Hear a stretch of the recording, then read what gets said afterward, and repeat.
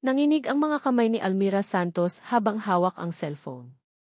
Ang boses sa kabilang linya, puno ng pag-aalala at takot, ay tila isang matalim na punyal na tumusok sa kanyang dibdib. Miss Ara, kailangan niyo pong pumunta rito ngayon na. Ang gown, may nangyari po sa gown.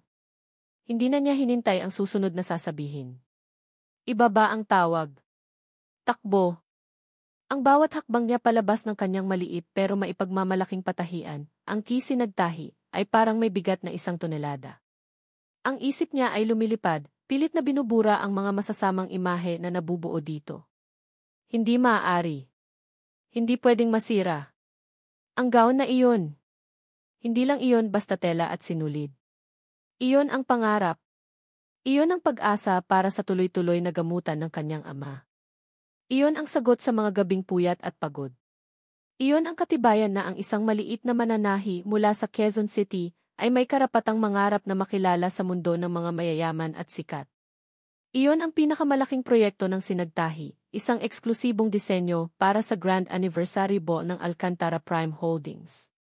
Kaninang umaga lang, nakatayo siya sa harap nito, halos maiyak sa tuwa. Ang pinya-silk na tela ay kumikinang sa ilalim ng ilaw, kulay ng perlas. Ang bawat borda ng bulaklak ng sampagita sa balikat at baywang ay ginawa ng kanyang mga kamay. Bawat butil ng perlas ay inilagay ng may pag-iingat at pagmamahal. Perpekto. Isang obra maestra. Ngayon, habang nasa loob ng taxi na humaharurot papuntang Bonifacio Global City, ang puso niya ay tila nakikipagkarera sa metro ng sasakyan. Niyakap niya ang kanyang bag na para bang doon nakasalalay ang kanyang buhay. Diyos ko, sana po mali lang ang narinig ko. Sana po panaginip lang ito. Ngunit pagdating niya sa Engranding Hotel kung saan gaganapin ang event, ang katotohanan ay isang malakas na sampal sa kanyang mukha. Sa isang pribadong suite, nagkakagulo ang mga staff. Isang babae, marahil ay assistant ng kung sino, ang umiiyak sa isang sulok. At sa gitna ng lahat, sa ibabaw ng isang mamahaling carpet, nakalatag ang kanyang pangarap. Wasak. Napalunok si Ara. Dahan-dahan siyang lumapit, ang kanyang mga tuhod ay tila babigay anumang oras. Nandoon ang gown. Ang kulay perlas na tela ay may malaking, itim na mansa sa bandang ibaba, tila natapunan ng alak o kape. At ang mas masakit, sa gitna ng dibdib, kung saan naroon ang pinakamagandang borda, ay may isang malaking, nakangangang punit. Hindi aksidente. Hindi sinadya. Halatang sinira. Hindi. Bulong niya sa sarili. Hindi. Ang hangin ay tila ninakaw mula sa kanyang mga baga. Ang lahat ng puyat. Ang lahat ng sakripisyo. Ang ngiti sa mukha ng kanyang ama nang ibalita niya ang tungkol sa proyektong ito. Ang pag-asa ng kanyang pamilya. Lahat ay naglaho sa isang iglap. Napayuko si Ara at naramdaman niya ang unti-unting pag-init ng kanyang mga mata. Isang butil ng luha ang pumatak sa kanyang kamay na nanginginig. Ito na ba ang katapusan ng Sinagtahi? Ito na ba ang katapusan ng kanyang mga pangarap? Isang malakas na pagbukas ng pinto ang pumutol sa kanyang pag-iisip. Lahat ng tao sa silid ay biglang natahimik at tumuwid ng tayo. Isang presensya na puno ng otoridad at kapangyarihan ang pumasok. Narinig ni Ara ang mga yabag ng mamahaling sapatos na papalapit sa kanya. Hindi niya magawang mag-angat ng tingin. Nakatitig lang siya sa sirang gown, sa sirang pangarap na nasa sahig. Isang malamig at baritonong boses ang bumasag sa katahimikan. Ikaw ba si Almira Santos? Dahan-dahang inangat ni Ara ang kanyang mukha, ang mga luha ay malayang dumadaloy sa kanyang pisngi. Sumalubong sa kanya ang isang pares ng matang kasing lamig ng yelo. Mga matang puno ng galit at pagkadismaya. Anong ginawa mo sa gown? Nakatayo si Liam Alcantara sa harap ng floor-to-ceiling window ng kanyang hotel suite, tanaw ang kumikinang ng mga gusali ng Bonifacio Global City. Ngunit ang mga mata niya ay hindi nakikita ang ganda ng tanawin. Ang isip niya ay nasa iisang bagay lang, ang gabing ito. Ang 50th anniversary ball ng Alcantara Prime Holdings ay hindi lamang isang selebrasyon. Ito ay isang pagpapakita ng lakas. Isang malinaw na mensahe sa mga kakumpetensya, sa mga board members, at sa buong mundo ng negosyo na ang pangalang Alcantara ay nananatiling matatag at hindi matitinag. Kakatapos lang ng tawag mula sa kanyang ina, si Doña Isabela. Ang bawat salita nito ay isang paalala ng bigat na nakapatong sa kanyang mga balikat. Everything must be perfect, Liam. The Alcantara name is on the line. Perpekto. Iyon ang salitang umuukil-kil sa kanyang isipan. Pinakawalan niya ang isang malalim na hininga, inayos ang kanyang mamahaling suite. Ang lahat ay nakahanda na. Ang mga bisita ay darating anumang oras. Ang press ay nag-aabang sa ibaba. Ang kailangan na lang ay ang huling piraso ng puzzle, ang centerpiece ng kanilang exhibit, ang gown na isusuot ng kanilang brand ambassador. Isang disenyo na dapat sumalamin sa 50 taon ng kanilang legacy. Isang disenyo mula sa isang maliit na patahian na personal niyang inaprubahan sa kabila ng pag-aalinlangan ng kanyang team. Pinili niya ang sinagtahi dahil nakita niya ang potensyal sa mga gawa nito. Isang pagkakamali sa isip niya ngayon. Isang mabilis na katok sa pinto ang pumukaw sa kanya. Pumasok ang kanyang executive assistant na si David, ang mukha ay maputla at pinagpapawisan. Sir, halos pabulong na sabi ni David. May problema po. Kumunot ang noo ni Liam. Hindi niya gusto ang tono ng boses nito. What problem, David? Ang gown po, sir. Yung galing sa sinagtahi. Sira po. Parang huminto ang mundo ni Liam. Sa isang iglap, ang lahat ng pressure, lahat ng stress na tiniis niya sa loob ng maraming buwan, ay nag-init at namuo sa isang emosyon, galit. Isang malamig, matinding galit. What do you mean, sira? Tanong niya, ang bawat salita ay mabagal at may diin. May malaking mansa po at punit, sir. Hindi na po maisusuot. It's a disaster. Hindi na nagsalita si Liam. Tumalikod siya mula sa bintana at naglakad palabas ng silid ng may bilis at determinasyon. Bawat hakbang niya sa pasilyo ay mabigat. Bawat paghinga niya ay kontrolado. Sa isip niya, ang babaeng may-ari ng sinagtahi ay hindi lang sumira ng isang damit. Sinira nito ang imahe ng kanyang kumpanya. Nilapastangan nito ang tiwalang ibinigay niya. Pagbukas niya ng pinto ng kabilang suite, ang eksenang bumungad sa kanya ang nagpatigas sa kanyang panga. Mga nagpapanik na staff. At sa gitna ng lahat, isang babae. Nakaluhod. Umiiyak sa harap ng sirang gown. Para kay Liam, ang mga luha nito ay hindi tanda ng kalungkutan, kundi ng pagkakasala. Isang pag-amin sa kapabayaan. Lumapit siya. Ikaw ba si Almira Santos? Nang mag-angat ito ng tingin, nakita niya ang mga mata nitong basang-basa ng luha. Pero wala siyang naramdamang awa. Tanging pagkadismaya. Anong ginawa mo sa gown? Ang tanong niya, ang boses ay matigas at walang emosyon. Ito ay isang akusasyon, hindi isang tanong. Nakita niyang bumuka ang bibig nito, tila may gustong sabihin. Sir, hindi ko po alam ti. Hindi mo alam, putol ni Liam, isang sarkastikong ngiti ang gumuhit sa kanyang labi. You had one job, Miss Santos. Isang trabaho lang. Ang siguraduhing perpekto ang gown na ito. At nabigo ka. You failed spectacularly. Pero sir, pagdating ko po rito, wala akong panahon para sa mga palusot mo, mariing sabi ni Liam, itinaas ang isang kamay para patigilin ito. Lumakad siya palibot sa sirang gown, tila isang hukom na sinusuri ang ebidensya ng isang krimen. Alam mo ba kung anong perwisyo ang idinulot ng kapabayaan mo? Ang event na ito ay nagkakahalaga ng milyon-milyon. Ang reputasyon ng Alcantara Holdings ay nakasalalay dito. At ikaw, dahil sa iyong kawalan ng profesionalismo, ay sinira ang lahat ng iyon. Bumaling siya kay David na nakatayo sa tabi. David, utos niya, sapat na malakas para marinig ng lahat sa silid, lalo na ng babaeng nakayuko pa rin sa sahig. Sir, I want you to prepare a press release. Ay detalye mo ang insidenteng ito. I want every news outlet to know the name of the supplier who failed us tonight. Ang pangalan ng patahian na hindi dapat pagkatiwalaan ng sinuman. Tumingin siya ng diretsyo kay Almira Santos. Sinagtahi.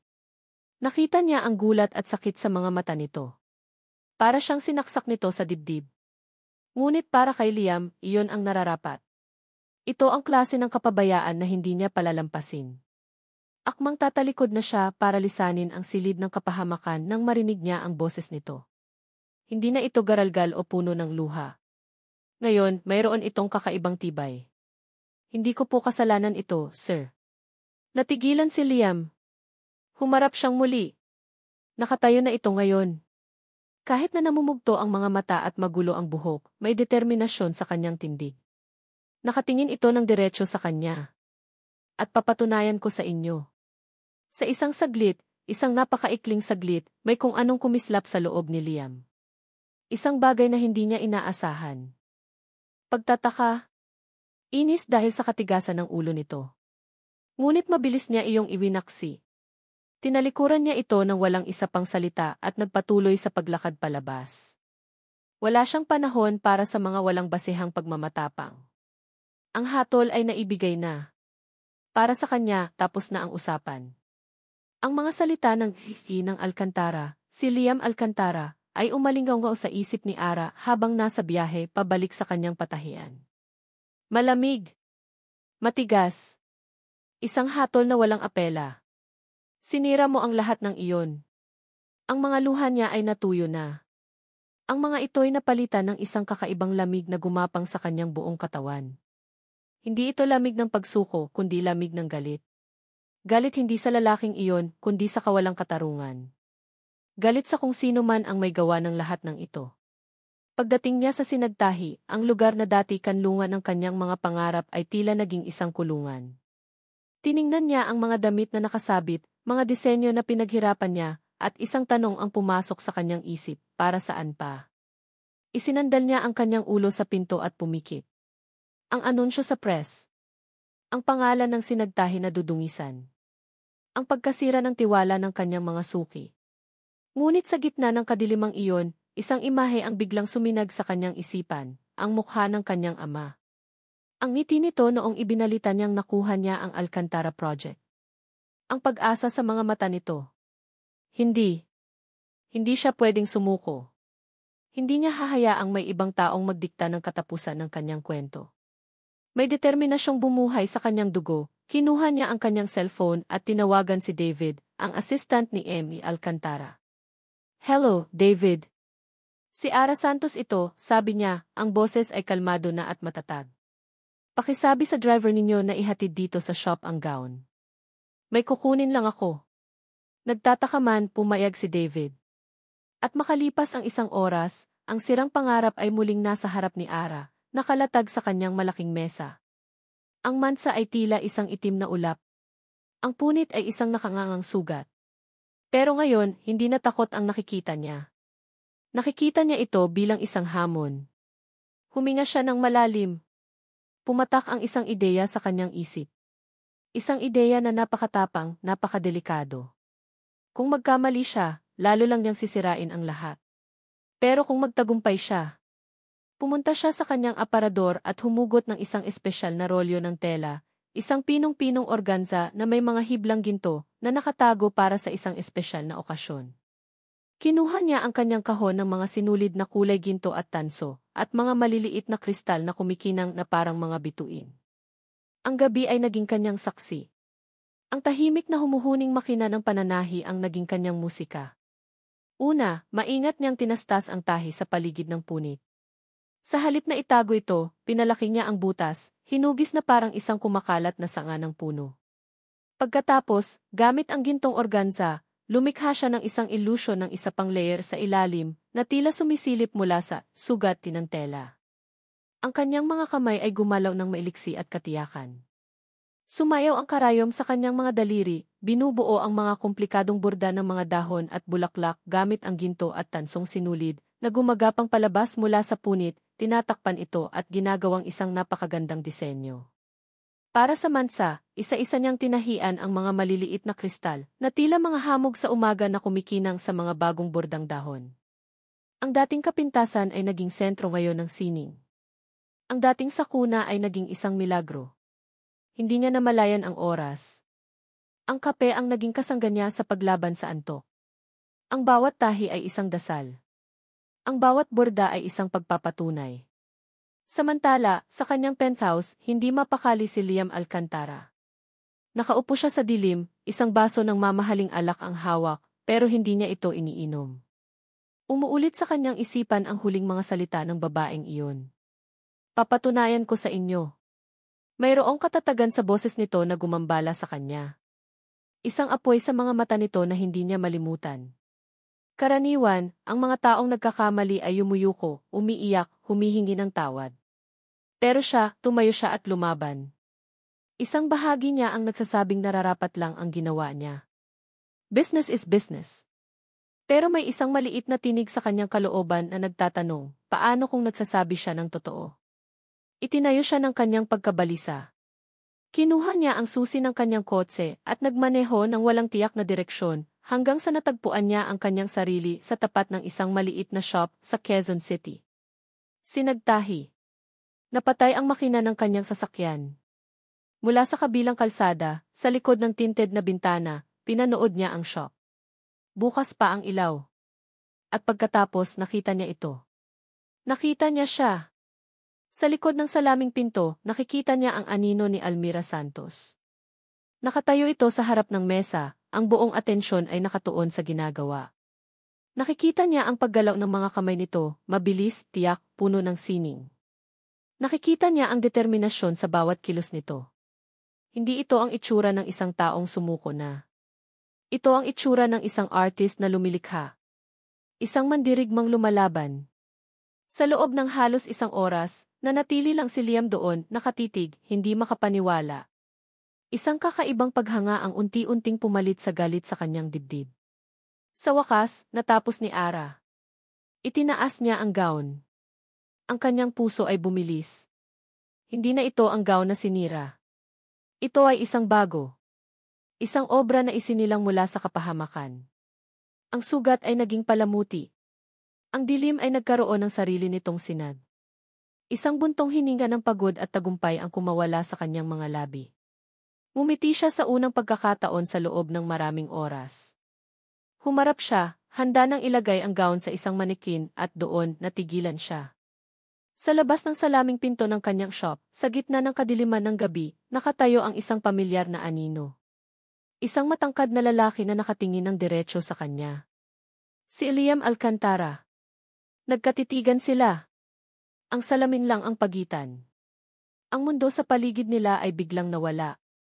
Tanging ang kanilang mga mata ang nag-uusap sa katahimikan ng madaling araw. At sa hindi maipaliwanag na dahilan, ang puso ni Ara na pagod at sugatan ay biglang kumabog ng malakas. Nakatayo si Liam Alcantara sa labas ng sinagtahi, hindi maalis ang tingin sa babaeng nasa loob. Ang imahe niya ay tila nakaukit na sa kanyang isipan, pagod, ngunit matagumpay. Sa likod nito, ang gown. Hindi na iyon ang gown na nakita niya kanina. Ang dating simbolo ng kapahamakan ay isa ng obra maestra. Ang ginawa ni Almira Santos ay hindi pag-aayos. Iyon ay paglikha. Mula sa isang punit, gumawa siya ng isang kwento.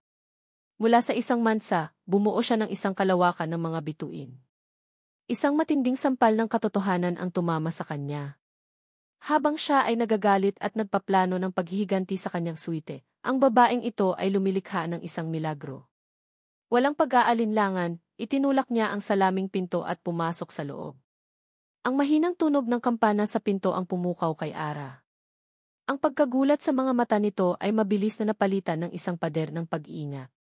Humakbang ito paatras, ang kamay ay mahigpit na nakahawak sa gown na para bang poprotektahan ito mula sa kanya. Alcantara, sabi nito, ang boses ay pagod ngunit matatag. Hindi nagsalita si Liam. Ang mga mata niya ay napako sa gown. Lumapit siya, at nakita niya ang bawat detalye, ang gintong sinulid, ang mga kristal, ang henyo sa likod ng bawat tahi. This is tea. Naputol ang sasabihin niya. This is brilliant. Walang kahit anong emosyon sa mukha ni Ara. Tanging pagod. Hindi ko ito ginawa para sa inyo, malamig na tugon nito. Ginawa ko ito para iligtas ang pangalan ng sinagtahi na gusto ninyong sirain. Ang bawat salita ay tumago sa kanya, puno ng katotohanan. Napayuko siya, sa unang pagkakataon ay nakaramdam ng bigat ng kanyang mga naunang paratang. Miss Santos T. Simula niya, ngunit hindi niya alam kung paano dudugtungan. Tinalikuran niya ito at mabilis na lumabas ng shop, iniwan si Ara na naguguluhan. Pagbalik sa kanyang kotse, hindi niya pinaandar ang makina. Kinuha niya ang kanyang cellphone at tinawagan si David. David, I need you to do something for me. Now, sabi niya, ang boses ay puno ng pagkaapurahan. Get me all the security footage from the hotel's delivery bay. I want every angle from the moment that gown arrived until your assistant picked it up. Don't care what you have to do, get it, T. Pagkatapos ng halos isang oras na puno ng pagkabahala, isang email ang pumasok sa kanyang cellphone. Isang video file. Agad niya itong pinanood sa kanyang laptop. Ang video ay medyo malabo, ngunit malinaw ang lahat. Kitang-kita ang delivery box ng sinagtahi na maingat na inilagay sa isang sulok ng delivery bay. Pagkalipas ng ilang minuto, isang lalaking nakauniporme ng hotel staff ang lumapit. Lumingon-lingon ito at nang makitang walang tao, mabilis niyang binuksan ang kahon.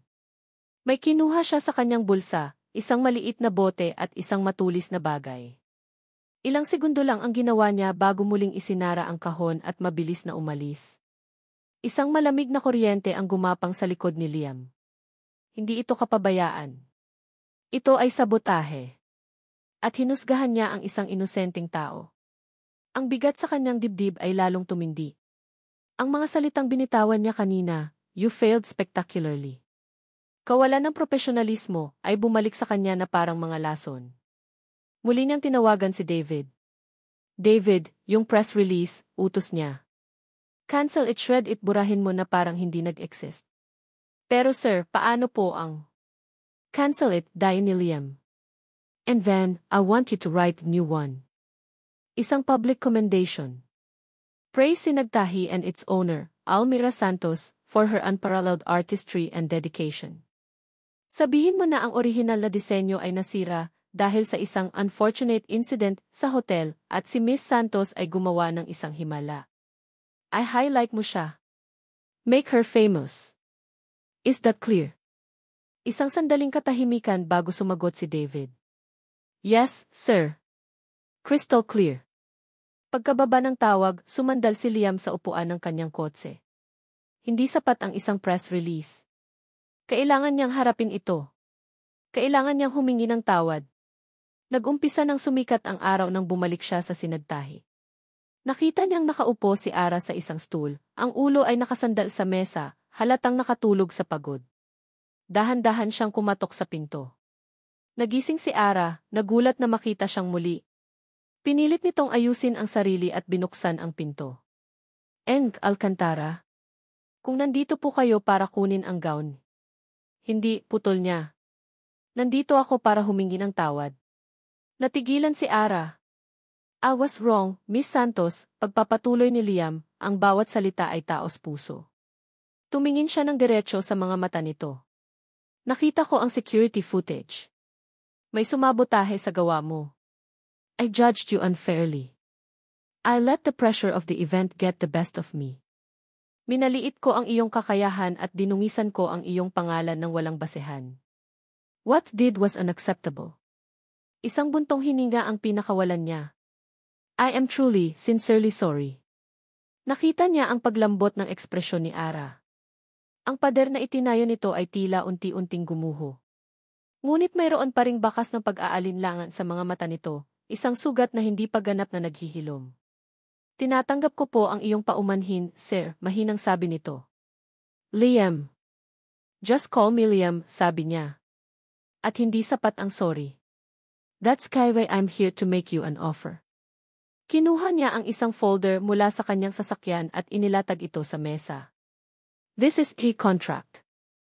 An exclusive design contract with Alcantara Prime Holdings. We will fund the expansion of Sinagtahi. You will be our lead designer for our new high-fashion apparel line. This is your chance, Miss Santos. Ara, to show the world what you can do. Napatingin si Ara sa kontrata, pagkatapos ay sa kanya. Ang mga mata nito ay puno ng hindi makapaniwalang pagtataka, ngunit mayroon ding takot. Takot sa tiwalang biglang ibinibigay sa kanya. Hindi ko po alam, sir. Liam, sabi nito, ang boses ay nanginginig ng bahagya. Masyadong malaki. Masyadong mabilis. I believe in your talent, Ara, sabi ni Liam, ang boses ay malumanay. After what you did last night, I believe you can do anything. Pinag-aaralan ni Ara ang kontrata, ang kanyang mga daliri ay marahang dumadampi sa papel na maaaring magbago ng kanyang buhay. Nakita ni Liam ang pagtatalo sa kanyang kalooban, ang pag-aalinlangan na dulot ng nasirang tiwala. Nang akmang magsasalita na si Ara para magbigay ng kanyang pasya, isang boses mula sa nakabukas na pinto ang pumutol sa kanilang dalawa. Isang boses na pamilyar, ngunit hindi para kay Liam. Ara! Ikaw pa rin pala ang may-ari nito. Napalingon silang dalawa sa pinto. Isang lalaking nakangiti ang nakatayo doon.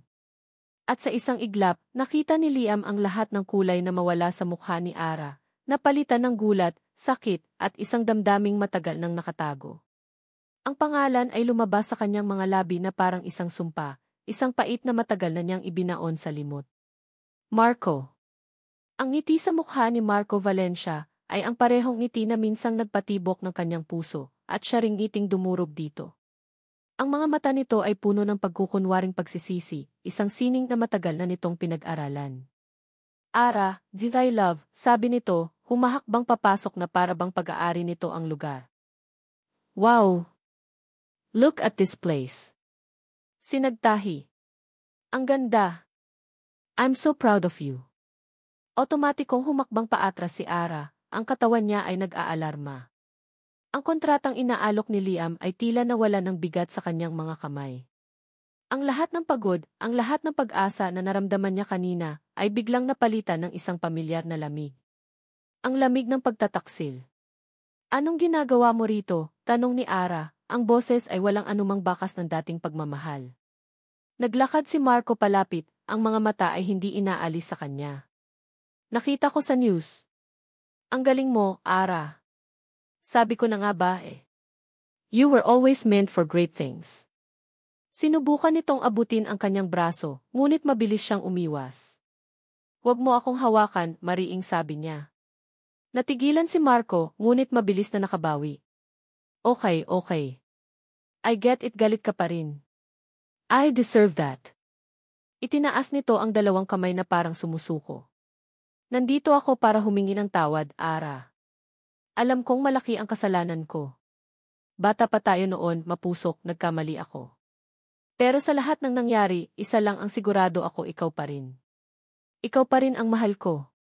Ang mga salitang "i-mahal kita" mula sa bibig ni Marco ay parang lason sa pandinig ni Ara. Biglang bumalik ang isang alaala na pilit niyang kinakalimutan. Isang hapon sa kanilang maliit na bahay.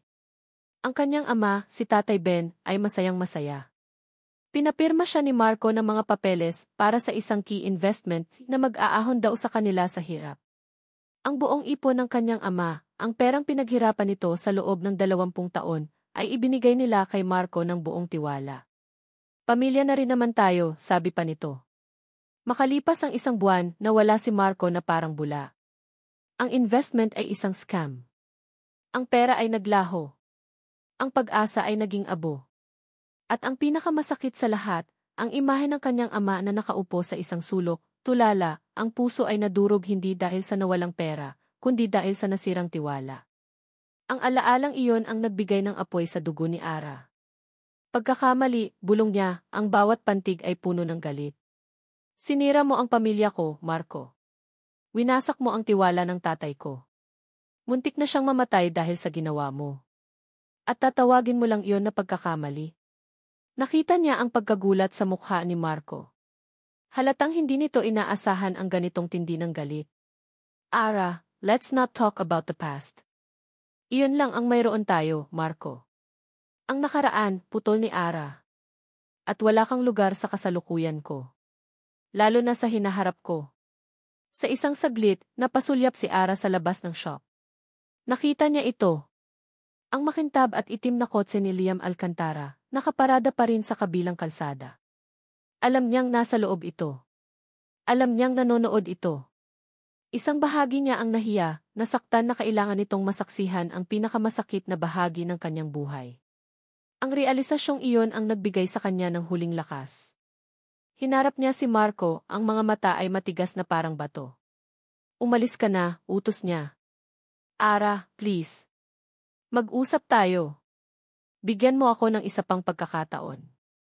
Wala na tayong dapat pag-usapan, sabi ni Ara, ang boses ay pinal at hindi na nag-alinlangan. Tapos na tayo, Marco. Matagal na. Kaya umalis ka na at huwag ka nang babalik dito. Tinitigan siya ni Marco ng matagal. Ang pagkukunwaring pagsisisi sa mukha nito ay dahan-dahang nawala, napalitan ng isang malamig na ngiti. Isang ngiti na nagbigay ng kaba sa dibdib ni Ara. Sige, sabi nito sa wakas. Aalis ako. Sa ngayon, naglakad ito patalikod, ang mga mata ay hindi inaalis sa kanya. Bago ito tuluyang lumabas ng pinto, huminto ito at nagsalita muli. Magkikita pa rin tayo, Ara. Tandaan mo yan. At tulad ng dati, naglaho siyang parang bula. Nang magsara ang pinto, tila nawala ng hangin si Ara.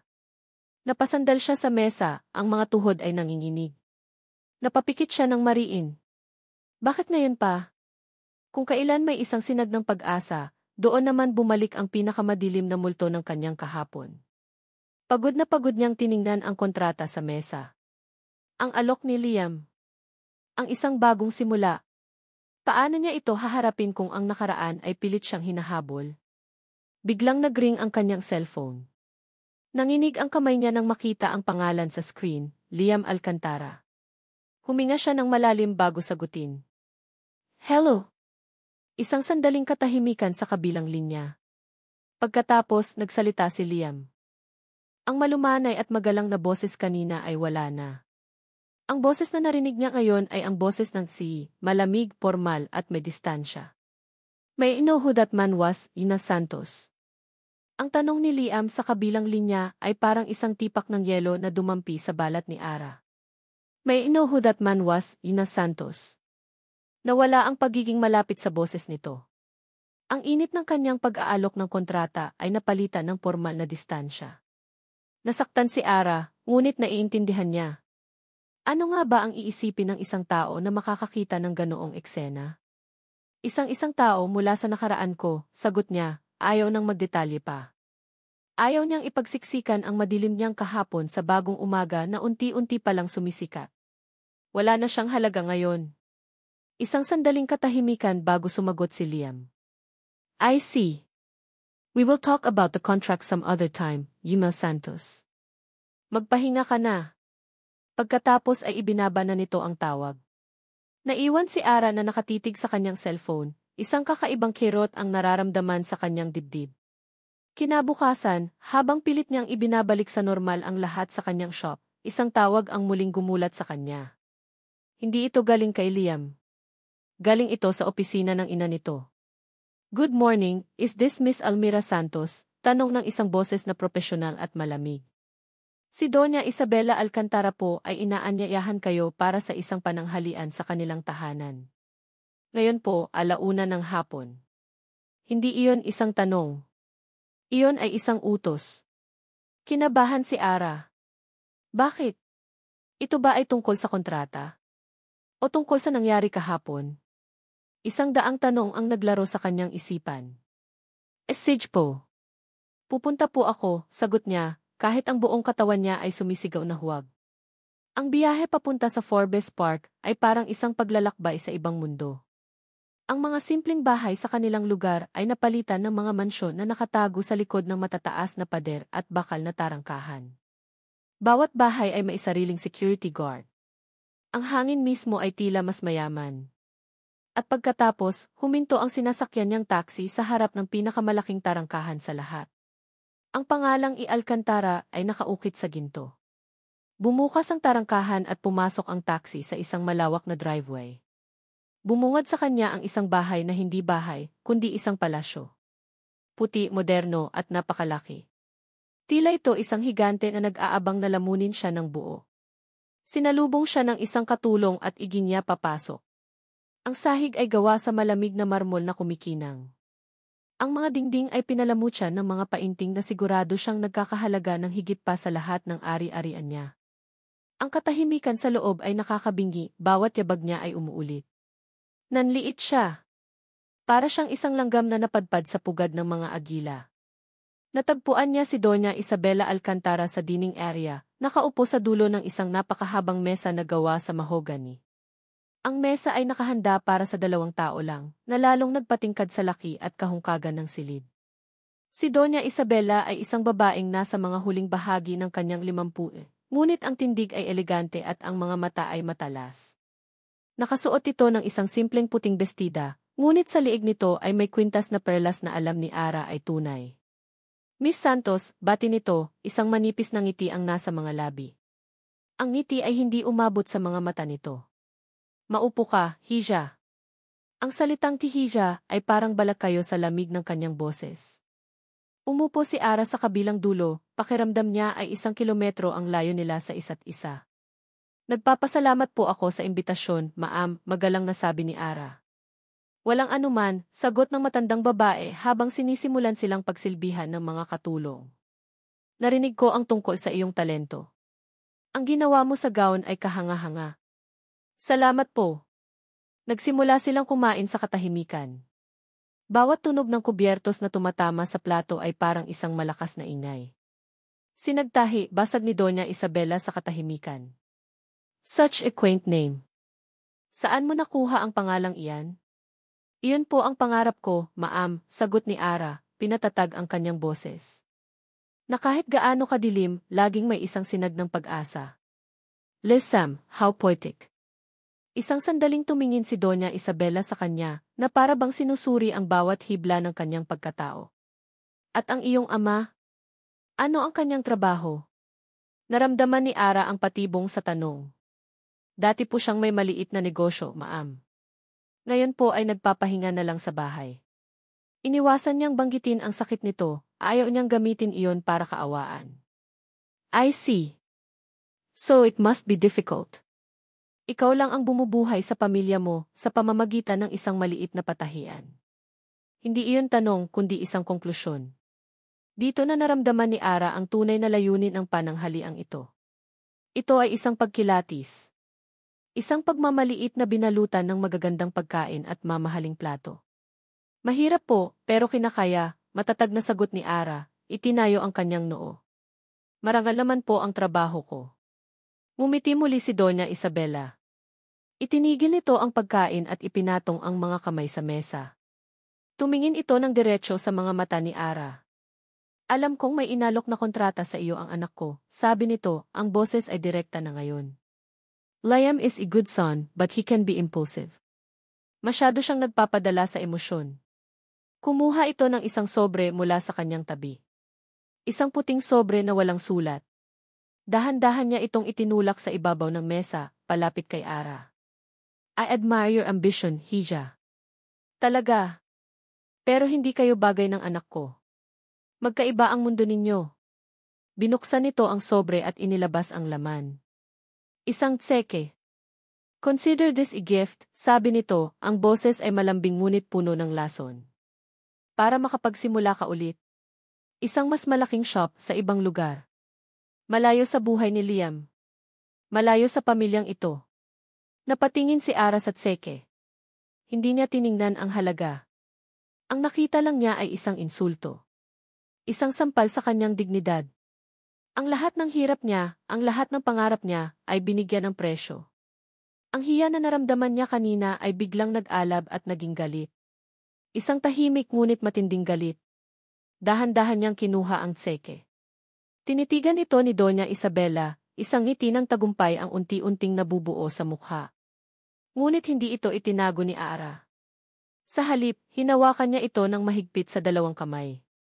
At sa harap mismo ni Doña Isabela Alcantara, dahan-dahan niya itong pinunit sa gitna. Ang tunog ng pinupunit na papel ay ang tanging ingay sa buong silid. Itinaas niya ang kanyang mga mata at sinalubong ang tingi ng matandang babae. Hindi po mabibili ang dignidad ko, ma'am. Habang ang gulat at galit ay gumuguhit sa mukha ni Doña Isabela, isang pamilyar na boses ang biglang narinig mula sa pasukan ng dining area. Anong nangyayari dito? Napalingon si Ara. Nakatayo doon si Liam, ang mukha ay nagpapakita ng pagkalito, ang mga mata ay nagpapalipat-lipat mula sa nagagalit niyang ina papunta sa hawak niyang punit na tseke. Natigilan si Liam Alcantara sa bungad ng dining hall. Ang eksenang nasa harap niya ay parang isang tahimik na pagsabog. Ang kanyang ina, na bihirang magpakita ng anumang emosyon maliban sa kontroladong pagiging kalmado, ay namumula sa galit. Si Ara naman, na nakita niyang huling umiiyak at naguguluhan, ay nakatayo ngayon ng tuwid, ang mga mata ay nag-aalab, hawak ang 2 piraso ng punit na tseke. Anong nangyayari dito? Ulit niya, ang boses ay mas matigas na ngayon. Agad na nagbago ang ekspresyon ni Doña Isabela. Ang galit ay napalitan ng pagkukunwaring pag-aalala. Liam, Hijo. You're home early. Nag-uusap lang kami ng iyong panauhin. Ang diin sa salitang panauhin ay hindi nakaligtas kay Liam. Ngunit ang mga mata ni Liam ay nasa punit na tseke sa kamay ni Ara. Hindi niya kailangang magtanong. Alam na niya. Ito ang klasikong galaw ng kanyang ina, isang galaw na nasaksihan na niya dati sa mga babaeng sa tingin nito ay hindi karapat-dapat. Isang malamig na galit ang gumapang sa kanyang sistema. Galit hindi lang sa ginawa ng kanyang ina, kundi sa sarili niya. Dapat ay naisip niya ito. Dapat ay binalaan niya si Ara. Anong ginawa mo, ma? Tanong ni Liam, ang boses ay kalmado ngunit may pahiwatig ng panganib. Lumakad siya palapit, ang tingin ay hindi inaalis sa kanyang ina. I was just offering her some help, palusot ni Doña Isabela. Narinig ko ang sitwasyon ng pamilya nila. Help, puto ni Liam, isang mapait na tawa ang kumawala sa kanya. You call this help? Sinusubukan mong bilhin ang kanyang katahimikan, mas sinusubukan mong itaboy siya. Humarap si Liam kay Ara. Nakita niya ang sakit at kahihiyan sa mga mata nito, ngunit nakita rin niya ang lakas ng loob na tumanggi. Ang paghanga na naramdaman niya para dito noong gabing iyon sa shop ay lalong lumalim. Ara, sabi niya, ang boses ay malumanay na ngayon. I'm sorry. Hindi ko dapat hinayaang mangyari ito. Umiling lang si Ara, hindi makapagsalita. Liam, do not talk to me that way in front of this girl, sigaw ni Doña Isabela, hindi na napigilan ang sarili. Hindi mo ba nakikita? She is not one of us. Isang hamak na mananahi lang siya. Anong sasabihin ng mga tao? Ng mga kasosyo natin? The Alcantara name will be a laughingstock. Dito na napuno si Liam. Hinarap niya ang kanyang ina, ang kanyang tindig ay kasing tigas ng bakal. Sa unang pagkakataon sa kanyang buhay, hindi na siya ang masunuring anak. Siya na ngayon ang isang lalaking ipinaglalaban ang tama. The Alcantara name, tanong niya, ang bawat salita ay may bigat. Ang pangalang Alcantara ay dapat kumatawan sa integridad, sa respeto. Hindi sa pangmamaliit at pagbili ng dignidad ng ibang tao. What you did today that is a disgrace to the Alcantara name. How dare you? No, how dare you, ganti ni Liam. This woman, sabi niya, sabay lahad ng kamay patungo kay Ara, has more dignity and integrity in her little finger than most people we know. She is talented, she is strong, and she does not deserve this. Lumapit siya kay Ara. Hinawakan niya ang kamay nito, ang kamay na hindi na nanginginig. Nagulat si Ara sa ginawa niya, ngunit hindi nito binawi ang kamay. Halika na, sabi niya. Umalis na tayo dito. Liam, bumalik ka rito. I am not done talking to you, sigaw ni Doña Isabela habang papalabas sila ng dining hall. Hindi lumingon si Liam. Patuloy lang siyang naglakad, hawak-hawak ang kamay ni Ara, palabas ng mansyon at papunta sa kanyang kotse. Nang makasakay sila at maisara ang pinto, tila isang malaking pader ang humiwalay sa kanila mula sa malamig at mapanghusgang mundo ng mga Alcantara. Katahimikan. Tanging ang kanilang mga paghinga ang maririnig sa loob ng sasakyan. Okay ka lang, basag ni Liam sa katahimikan. Dahan-dahang tumango si Ara. Ibinaling nito ang tingin sa labas ng bintana. Nakita ni Liam ang isang butil ng luha na dumaloy sa pisngi nito na mabilis nitong pinunasan. I'm sorry, ulit ni Liam, ang boses ay puno ng pagsisisi. Is my mother she can beat? Alam ko na kung sino siya, mahinang sagot ni Ara. Pinatakbo ni Liam ang sasakyan, papalayo sa Forbes Park. Nagmaneho siya ng walang tiyak na direksyon, ang gusto lang niya ay ilayo si Ara mula sa lugar na iyon. Huminto siya sa isang tahimik na parke. Pinatay niya ang makina. Sa katahimikan, tila mas lumakas ang tibok ng kanilang mga puso. Hindi ka dapat umiiyak dahil sa kanya, sabi ni Liam. Hindi siya karapat-dapat sa mga luha mo.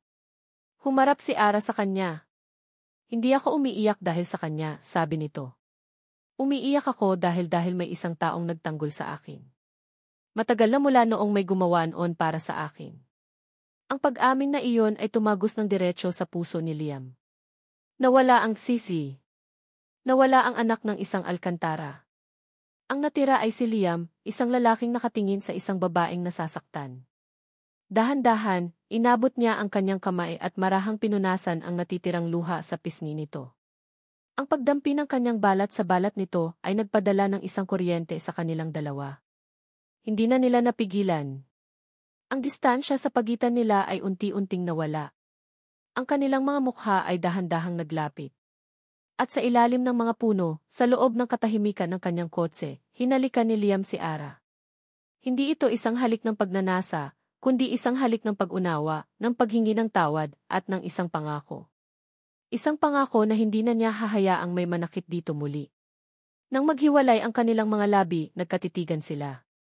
Sa mga mata ni Ara, nakita niya ang takot, ngunit nakita rin niya ang pag-asa. At sa sandaling iyon, alam ni Liam na hindi na lang ito tungkol sa isang kontrata o sa paghanga sa talento. Ito ay higit pa roon. Biglang nagring ang cellphone ni Liam, sinisira ang kanilang sandali. Inis niya itong kinuha mula sa kanyang bulsa. Si David ang tumatawag. Yes, David, sagot niya, medyo nairita. Sir, sabi ni David sa kabilang linya, ang boses ay seryoso. May nahanap na po kaming ebidensya kung sino ang sumabotahe sa gown. Yung nagbayad sa tauhan ng hotel. Agad na tumuwid ng upo si Liam. Who was it? Sino ang nagbayad?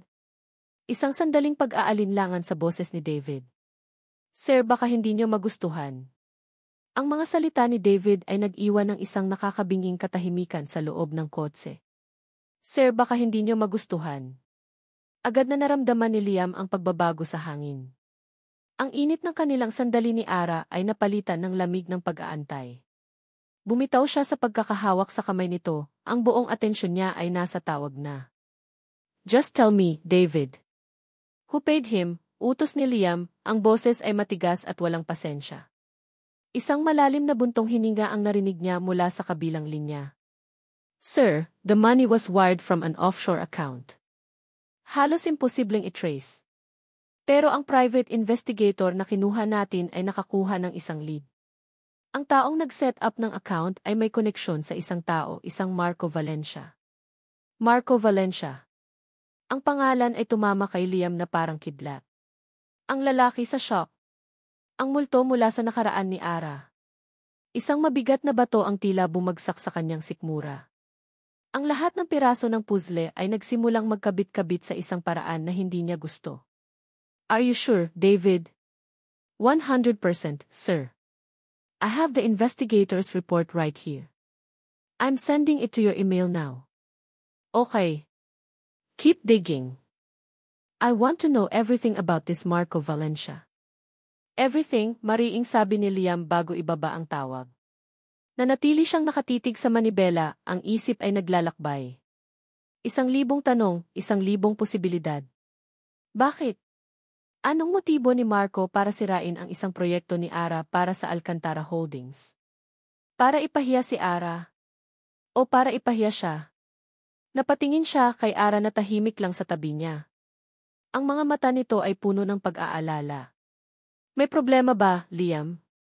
Umiling si Liam, pilit na ngumiti. Wala. Just company matters. Ayaw muna niyang sabihin dito. Ayaw niyang dagdagan ang bigat na dinadala nito, lalo na pagkatapos ng nangyari sa bahay nila. Kailangan muna niyang makumpirma ang lahat. Nang ihatid niya si Ara sa tapat ng sinagtahi, naramdaman niya ang isang bagong distansya sa pagitan nila. Ang halik na nangyari kanina ay tila isang panaginip na lang. Salamat sa paghatid, Liam. At salamat sa kanina, sabi ni Ara bago bumaba. Walang anuman. Mag-ingat ka, sagot niya. Pinanood niya itong maglakad papasok sa shop bago niya pinaharurot ang sasakyan. Kailangan niyang makausap si Marco Valencia. Kinabukasan, sa tulong ng kanyang investigator, nakuha ni Liam ang address ng condo unit ni Marco sa Makati. Nagpunta siya roon ng walang anunsyo. Siya mismo ang kumatok sa pinto. Bumukas ang pinto at bumungad sa kanya si Marco, nakasuot ng isang mamahaling robe, halatang kagigising lang. Ang pagkagulat sa mukha nito ay mabilis na napalitan ng isang mapanuyang ngiti nang makilala siya. Well, well. Liam Alcantara in the flesh.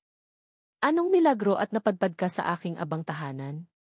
Cut the crap, Valencia, diretsang sabi ni Liam, pumasok sa loob ng walang paanyaya. Let's talk about the gown. Ang ngiti sa mukha ni Marco ay hindi nawala. Ah, the gown. A true work of art, wasn't it? Lalo na pagkatapos ayusin ni Ara. Bakit mo ginawa iyon? Tanong ni Liam, ang mga mata ay nakatitig ng matalim. Umupo si Marco sa isang leather sofa at nag-cruise ng mga binti, kalmadong-kalmado. Hindi ko alam ang sinasabi mo. Don't play dumb with me, sabi ni Liam, ang pasensya ay naubos na. If the investigator traced the money back to you. Ikaw ang nagbayad para sirain ang trabaho ni Ara. Ang tanong ko, bakit? Tumawa si Marco, isang tawang puno ng pang-inis. Investigator. Grabe. Talagang tinututukan mo si Ara, ano? Bakit, Jimmy Alcantara? In love ka na ba sa isang hamak na mananahi? Hindi sumagot si Liam. Hahayaan niyang ito ang magsalita. Sige na nga, sabi ni Marco, tila natutuwa sa sitwasyon. Let's say ako nga ang may gawa. Bakit ko ginawa? Simple lang. I love Ara. At nakikita kong nasasaktan siya sa mundo ninyong mga mayayaman. Ang ginawa ko ay isang paraan para ilayo siya sa'yo, para bumalik siya sa akin, kung saan siya tunay na ligtas. Hindi naniwala si Liam. You're lying. Kung mahal mo siya, hindi mo sisirain ang pangarap niya. Minsan, kailangan nating gumawa ng masasamang bagay para sa mas malaking kabutihan, sabi ni Marco, ang mga matay kumikinang sa katusuhan. Besides, paano ka nakakasiguro na si Ara mismo ay walang kinalaman dito? Natigilan si Liam. What are you talking about? Sumandal si Marco at tinitigan siya. Isip-isipin mo, Jimmy Alcantara. Isang maliit na patahian na biglang nakakuha ng pinakamalaking kontrata. Tapos, biglang masisira ang gown sa isang aksidente. At sa isang gabi lang, makakagawa siya ng isang milagro na pag-uusapan ng buong Maynila. Isang perpektong istorya, hindi ba? Ang mananahing si Cinderella na dumaan sa pagsubok at nagtagumpay. Ang publicity. Priceless. Isang lason ang mga salita ni Marco. Isang lason na dahan-dahang gumapang sa isip ni Liam. Tila isang ideyang hindi ka panipaniwala, ngunit kung iisipin mayroon itong katiting na lohika. Isang baluktot na lohika. Hindi ganyang klaseng tao si Ara, matatag na sabi ni Liam, ngunit sa loob niya, isang maliit na binhi ng pagdududa ang naitanim na. Talaga ba, ngumisi si Marco? Kilala mo na ba siya ng husto? Alam mo ba ang kaya niyang gawin para sa pangarap niya? Para sa pamilya niya? Tumayo si Marco at lumapit sa kanya. Huwag kang maging bulag, Jimmy Alcantara. Sa mundong ito, lahat ay may presyo. At lahat ay kayang maglaro. Baka ang babaeng sa tingin mo'y biktima ay siya palang nagmamanipula sa lahat. Umalis si Liam sa kondo ni Marco, ang ulo niya ay gulong-gulo. Ang sinabi ni Marco ay katawa-tawa. Isang desperadong palusot. Ngunit ang lason ay nandoon na. Ang maliit na binhi ng pagdududa. Habang nagmamaneho, napadaan siya sa isang newsstand. At doon, sa harap ng isang tabloid, nakita niya ang isang larawan na nagpatigil sa kanyang paghinga. Isang malaking larawan. Si Ara at si Marco. Magkasama. Nakangiti. Tila kuha sa isang coffee shop, mukhang masaya at magaan ang usapan. Sa ilalim nito, ang headline na nakasulat sa malalaking letra. Cinderella, two-timer. Singer-songwriter si, niloloko ng ex. Cinderella, ligi to haite. Si Kazanes S, baila di bitiedse. Napahawak si Liam ng mahigpit sa manibela, ang kanyang puso ay tila pinipiga. Ang larawan. Ang mga salita ni Marco. Ang pagdududa. Lahat ay sabay-sabay na sumabog sa kanyang isipan. Nagising si Ara sa isang tunog na hindi niya inaasahan. Hindi ito ang alarm clock niya. Ito ang sunod-sunod at walang tigil na tunog ng notifikasyon mula sa kanyang cellphone. Ang ingay ay tila mga putok ng baril sa katahimikan ng umaga. Kinakabahan, inabot niya ang kanyang cellphone. Ang kanyang screen ay puno ng mga mensahe mula sa mga kaibigan, mga komento sa social media, at mga missed calls mula sa mga numerong hindi niya kilala. Nang buksan niya ang kanyang social media account, bumuwad sa kanya ang isang impyerno. Ang kanyang mukha. Ang mukha ni Marco. Magkatabi. Ang larawan ay kuha mula sa labas ng isang coffee shop. Ang anggulo ay ginawa para magmukha silang malapit at masaya. Isang perpektong kasinungalingan na binuo mula sa isang piraso ng katotohanan. Ang totoo, pinipilit niyang paalisin si Marco noon. Ngunit sa litrato, mukha silang nagkakamabutihan. Ang headline ng tabloid ay nakakalat na sa buong internet, Thimbler Ella, two-timer. Ang mga komento ay parang mga punyal, bawat isa ay mas matalim kaysa sa nauna. Gold digger. Kawawa naman si Sir Liam, he deserves better. Kaya pala biglang sumikat, may ginagawang kalokohan. Manloloko. Nanlamig ang buong katawan ni Ara. Ang kanyang paghinga ay naging mababaw. Hindi totoo to, isang masamang panaginip lang. Paulit-ulit niyang sinasabi sa kanyang isipan. Ngunit ang mga masasakit na salita sa screen ay hindi nawawala. Nanginginig ang mga kamay, sinubukan niyang tawagan si Liam, ngunit diretso lang ito sa voicemail. Isang matinding takot ang bumalot sa kanya. Hindi para sa sarili niya, kundi para kay Liam. Para sa pangalan ng Alcantara. Para sa tiwalang ibinigay nito sa kanya. Mabilis siyang nagbihis at tumakbo papunta sa sinagtahi. Umaasang ang pagiging abala sa trabaho ay makakatulong para makalimot kahit sandali lang. Ngunit ang impyerno ay sumunod sa kanya. Pagdating niya sa kanyang shop, napahinto siya sa kalsada, ang kanyang puso ay tila dinurog. May mga salitang nakapinta sa pader gamit ang pulang spray paint. Mang-aagaw. Gold digger. Basag ang isang maliit na bahagi ng salaming bintana, tila binato. Ang munting sinag ng pag-asa na itinayo niya ay dinumisan, nilapastangan. Napaluhod siya sa semento, ang mga luha ay malayang dumadaloy. Ito na ba iyon? Ito na ba ang parusa sa pangangarap niya ng mataas? Nang gabing iyon, sa loob ng kanyang magulong patahian, muli siyang sinubukang tawagan si Liam. Sa pagkakataong ito, sumagot ito. Hello! Ang boses ni Liam ay pagod at formal. Wala na ang init, wala na ang pag-aalala. Liam, sabi ni Ara, ang boses ay garalgal dahil sa pag-iyak. Yung nasa balita yung litrato hindi yon totoo. It was set up. Pinapaalis ko siya noon, Liam. Please, maniwala ka sa akin. May isang segundong katahimikan sa kabilang linya, isang segundo na para sa kanya ay isang walang hanggan, bago ito sumagot. I know, sabi ni Liam, ngunit mayroon isang bagay sa tono nito. Isang pag-aalinlangan. Isang pag-iingat. Hindi ito ang boses ng isang taong buong pusong naniniwala. Ito ang boses ng isang CEO na sinusubukang kontrolin ang isang krisis. The company's stocks dropped 5% this morning. The board is furious. We're handling it. Ang sakit ay mas matindi pa kaysa sa mga salitang nabasa niya online. Hindi ang galit ni Liam ang sumugat sa kanya, kundi ang kawalan nito ng emosyon. Ang distansya. Ang pagdududa na nararamdaman niya sa kabila ng mga salita nito. Liam, do you believe me? Tanong niya, ang boses ay halos pabulong na. Isang muling paghinto. Mas mahaba sa pagkakataong ito. I want to, Ara, sabi nito sa wakas. I really do, but everything is just complicated right now. Mag-usap tayo kapag humupa na ang lahat. I want to, hindi, I do. Ang mga salitang iyon ang tuluyang pumatay sa natitirang pag-asa sa kanyang puso. Bago pa siya makasagot, nagsalita muli si Liam. I have to go. May meeting ako. At ibinaba na nito ang tawag. Nakatitig lang si Ara sa cellphone, ang puso niya ay basag na basag. Ang pinakamasakit na bahagi ay hindi ang akusasyon ng buong mundo, kundi ang pagdududa ng nag-iisang tao na pinagkatiwalaan niya. Biglang nagring muli ang kanyang cellphone. Sa pag-aakalang si Liam ito, mabilis niya itong sinagot. Liam.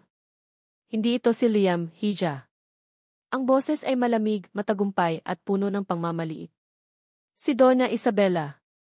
I told you, sabi ng matandang babae. Sinabi ko sa iyo na hindi ka nababagay sa mundo namin. Tingnan mo ang ginawa mo. Isa kang kahihiyan. Isang sakuna. Dahil sa iyo, ang pangalan ng pamilya namin ay nasa putik. I hope you're happy now. Walang masabi si Ara. Tanging ang mga hikbi niya lang ang naririnig. Umalis ka na sa buhay ng anak ko, sabi ni Doña Isabela bago tuluyang patayin ang tawag. Napaupo si Ara sa sahig, yakap-yakap ang kanyang mga tuhod, hinahayaan ang sakit na lamunin siya. Tama sila. Isa siyang sakuna. Lahat ng hinawakan niya ay nasisira. Ang tiwala ni Liam. Ang pangalan ng Alcantara. Ang sarili niyang pangarap. Sa gitna ng kanyang paghihinagpis, muling tumunog ang kanyang cellphone. Isang hindi pamilyar na numero. Pagod na niya itong sinagot, handa nang marinig ang isa na namang insulto. Hello? Ngunit ang boses sa kabilang linya ay hindi galit. Ito ay nag-aapura at natatakot. Isang boses ng isang nurse. Hello, is this Miss Almira Santos? Anak po ba kayo ni Avis Benigno Santos? Agad na tumayo si Ara, ang puso niya ay biglang kumabog ng napakabilis. Opo, ako nga po. Bakit po? Anong nangyari sa tatay ko? Miss Santos, kailangan niyo pong pumunta sa F.U. Lucas Hospital ngayon na. Ang tatay niyo po inatake sa puso. Ang biyahe papuntang F.U. Lucas Hospital ay isang malabong panaginip para kay Ara. Ang mga ilaw ng syudad ay humahalo sa kanyang mga luha. Ang mga busina ng sasakyan ay tila mga sigaw sa kanyang isipan. Ang tanging malinaw sa kanya ay ang mga salita ng nurse, inatake sa puso. Pagdating niya sa emergency room, ang amoy ng gamot at disinfektante ang sumalubong sa kanya. Nakita niya ang kanyang ina na nakaupo sa isang sulok, umiiyak habang yakap-yakap ang kapatid niya. Nay, anong nangyari? Tanong ni Ara, ang boses ay nanginginig.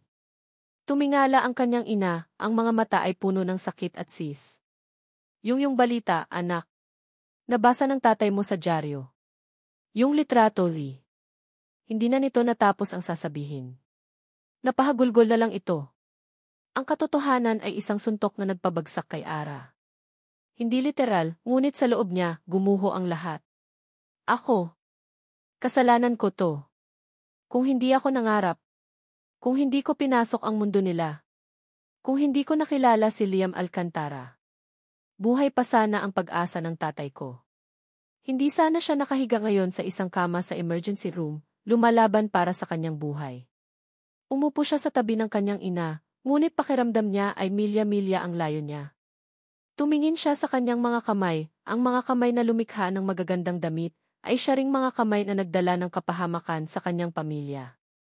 Isang doktor ang lumapit sa kanila. Family of S. Benigno Santos. Sabay-sabay silang tumayo. Stable na po ang kondisyon niya sa ngayon, sabi ng doktor na nagbigay ng kaunting ginhawa sa kanila. Pero critical pa rin ang susunod na 48 hours. Kailangan niyang iwasan ang anumang stress. Ang puso niya ay masyado nang mahina. Nagpasalamat sila sa doktor. Ngunit para kay Ara, ang salitang ki-stress ay paulit-ulit na tumatatak sa kanyang isipan. Siya ang stress. Ang eskandalong kinasasangkutan niya. Ang pangalan niya na nasa lahat ng balita. Sa sandaling iyon, sa malamig na pasilyo ng ospital, isang desisyon ang nabuo sa kanyang puso. Isang desisyon na kasing sakit ng pagpunit sa sarili niyang kaluluwa, ngunit isang desisyon na alam niyang kailangan niyang gawin. Para sa tatay niya. Para kay Liam. Kailangan niyang tapusin ito. Kailangan niyang palayain silang lahat mula sa kanya. Kinuha niya ang kanyang cellphone at tinawagan si Liam. Walang pag-aalinlangan. Walang luha. Tanging isang malamig at basag na determinasyon. Nagkita sila sa parehong parke kung saan sila unang naghalikan. Ang lugar na dati puno ng pangako ay ngayon naging isang sementeryo ng kanilang mga alaala. Gabi na at umuulan ng mahina. Bumaba si Liam mula sa kanyang kotse, ang mukha ay puno ng pag-aalala. Ara, I'm so sorry, narinig ko ang tungkol sa tatay mo. Kamusta na siya? Hindi sinagot ni Ara ang tanong. Tumingin lang siya ng diretso sa mga mata nito, ang kanyang mukha ay walang emosyon. Gusto kong makipaghiwalay, sabi niya, ang mga salita ay kasing lamig ng hangin. Natigilan si Liam. What? Ara, ano bang sinasabi mo? Dahil ba to sa eskandalo? Aayusin natin to, maglalabas ako ng statement. Hindi, putol ni Ara. Hindi dahil doon. Dahil pagod na ako, Liam. Pagod na ako sa lahat ng ito. Pagod? Anong ibig mong sabihin? Pagod na akong magpanggap, sabi ni Ara. Ang bawat salita ay isang kasinungalingan na sinasaksak sa sarili niyang puso. Pagod na akong magpanggap na nababagay ako sa mundo mo. Pagod na akong magpanggap na kaya ko. Tama ang nanay mo. Tama si Marco. Hindi tayo para sa isa't isa. Ara, that's not true. Huwag mong sabihin yan, pakiusap ni Liam, hinawakan ang kanyang mga braso. Ang init ng mga kamay nito ay parang apoy na gusto niyang yakapin, ngunit kailangan niyang itulak palayo. Babalikan ko si Marco, pagpapatuloy ni Ara, at ang kasinungalingang iyon ang pinakamasakit sa lahat. Nakita niya ang sakit at hindi makapaniwalang tingin sa mga mata ni Liam. Siya naiintindihan niya ako. Naiintindihan niya ang mundo ko. Sa kanya, hindi ko kailangang magbago. Hindi ko kailangang magpanggap. No, you're lying, bulong ni Liam, umiiling. After everything he did to you. To your family. Nagkamali siya, pero nagbago na siya, sabi ni Ara, halos masuka sa sarili niyang mga salita. At baka ako rin ang nagkamali. Baka ang lahat ng ito, ang pagpasok ko sa buhay mo, ay isang malaking pagkakamali. Mula sa kanyang bag, kinuha niya ang kontratang ibinigay ni Liam. Ang papel na dati simbolo ng pangarap niya ay simbolo na ngayon ng lahat ng nawala sa kanya. Iniabot niya ito kay Liam. I'm sorry, sabi niya. Hindi ko ito matatanggap. Tinitigan ni Liam ang kontrata, pagkatapos ay sa kanya. Ang pag-aalala sa mukha nito ay napalitan ng sakit at pagkatapos ng isang malamig na pagtanggap. Binitawan nito ang kanyang mga braso. Kung yan ang gusto mo, sabi ni Liam, ang boses ay basag. Tumalikod si Ara. Iyon na yata ang pinakamahirap na bagay na ginawa niya sa buong buhay niya. Ang bawat hakbang palayo sa kanya ay parang isang paglalakad sa ibabaw ng mga nagbabagang uling. Ara, tawag ni Liam sa huling pagkakataon. Huminto siya, ngunit hindi siya lumingon. Sana maging masaya ka. At nagpatuloy siya sa paglalakad, hindi lumingon kahit na naririnig niya ang sarili niyang puso na unti-unting nabibiyak. Nang makalayo siya, sa isang madilim na bahagi ng kalsada kung saan hindi na siya makikita ni Liam, doon siya napahinto. Ang ulan ay lumakas, tila nakikidalamhati sa kanya. Ang lakas na ipinakita niya kanina ay biglang naglaho. Napayuko siya. At sa gitna ng malakas na ulan, sa ilalim ng malamig na ilaw ng poste, gumuho siya. Napahagulgol si Almira Santos, ang kanyang mga hikbi ay sinasabayan ng patak ng ulan. Ang kanyang mga luha ay nagiging isa sa agos ng tubig sa kalsada. Sa di kalayuan, sa likod niya, nakatayo pa rin si Liam Alcantara sa gitna ng ulan, hindi gumagalaw habang isang butil ng luha ang tahimik na dumadaloy sa kanyang pisngi. Ang lahat ay nawala. Ang mga araw pagkatapos ng gabing iyon sa parke ay isang impyerno para kay Liam. Ang opisina ay naging kanyang kanlungan at kulungan. Ibinaon niya ang kanyang sarili sa trabaho, sinusubukang punan ang isang malaking butas na iniwan ni Ara sa kanyang puso. Ang mga board meeting, mga financial report, ang pag-ahon sa bumagsak na stocks ng kumpanya, lahat ay naging isang maligayang pagtakas mula sa sakit. Ang mga salita ni Ara ay paulit-ulit na tumatakbo sa kanyang isipan, parang sirang plaka. Pagod na ako. Babalikan ko si Marco. Baka ang lahat ng ito ay isang malaking pagkakamali. Isang bahagi niya, ang bahaging nasaktan at nagdududa, ay gustong maniwala. Mas madaling tanggapin na niloko lang siya. Mas madaling isipin na isa lang siyang kabanata sa buhay ni Ara na kailangan ng isara. Ngunit may isang bahagi sa kanya, ang bahaging nakakilala sa babaeng lumaban sa gitna ng kapahamakan, ang bahaging nakakita ng apoy sa mga mata nito, ang nagsasabing may mali. Ang Ara na nakilala niya ay hindi susuko. Ang Ara na minahal niya ay hindi babalik sa isang taong minsan nang sumira sa kanya. Isang gabi, habang nakaupo sa kanyang madilim na opisina, napatingin siya sa isang larawan sa kanyang desk. Kuha ito mula sa anniversary ball. Ang gown na isinusuot ng brand ambassador nila, ang gown na isinalba ni Ara mula sa abo, ay kumikinang sa ilalim ng mga ilaw. Sa sandaling iyon, nagpasya siya. Hindi siya maaaring sumuko. Hindi habang may isang maliit na bahid ng pagdududa.